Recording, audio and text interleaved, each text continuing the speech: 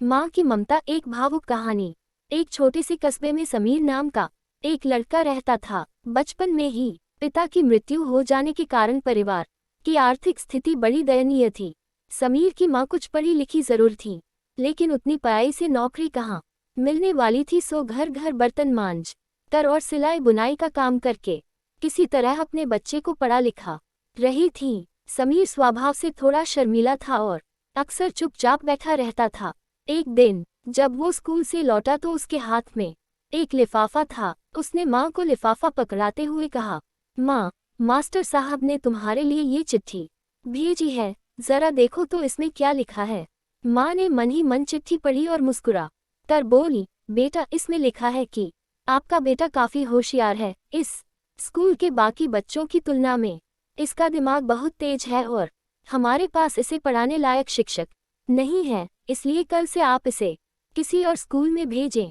उद्धरण चिन्ह। ये बात सुनकर समीर को स्कूल न जा सकने का दैक तो हुआ, पर साथ ही उसका मन आत्मविश्वास से भर गया कि वो कुछ खास है और उसकी बुद्धि तीव्र है। माँ ने उसका दाखिला एक अन्य स्कूल में करा दिया। समय बीतने लगा। समीर ने खूब मेहनत से पढ़ाई की। आगे चलकर उसने सिविल सर्विसेज परीक्षा भी पास की और आईएएस ऑफिसर बन गया। समीर की माँ अब बूढ़ी हो चुकी थी और कई दिनों से बीमार भी चल रही थी और एक दिन अचानक उनकी मृत्यु हो गई। समीर के लिए ये बहुत बड़ा आघात था।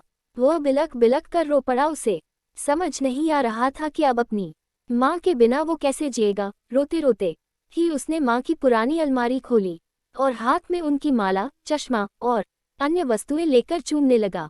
उस अलमारी में समीर के पुराने खिलौने और बचपन के कपड़े तक संभाल कर रखे हुए थे। समीर एक एक कर सारी चीजें निकालने लगा और तभी उसकी नज़र एक पुरानी चिट्ठी पर पड़ी। दरअसल ये वही चिट्ठी थी जो मास्टर साहब ने उसे 18 साल पहले दी थी। नम आंखों से समीर उसे पढ़ने लगा।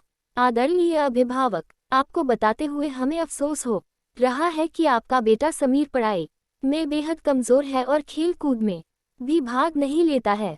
जान पड़ता है कि उम्र के हिसाब से समीर की बुद्धि विकसित नहीं हो पाई है, अतः हम इसे अपने विद्यालय में पढ़ाने में असमर्थ हैं। आपसे निवेदन है कि समीर का दाखिला किसी मंदबुद्धि विद्यालय में कराएं अथवा खुद घर पर रख कर इसे पाएं।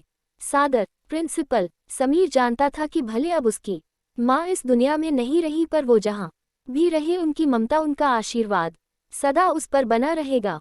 माँ से बढ़कर त्याग और तपस्या की मूरत भला और कौन हो सकता है। हम पढ़ लिख लें, बड़े होकर कुछ बन जाएं, इसके लिए वो चुपचाप ना जाने कितनी कुर्बानियां देती है। अपनी ज़रूरतें मार कर हमारे शौक पूरा करती है। यहाँ तक कि संतान बुरा व्यवहार करे तो भी माँ उसका भला ही सोचती है। सचमुच माँ जैसा कोई नहीं हो सकता।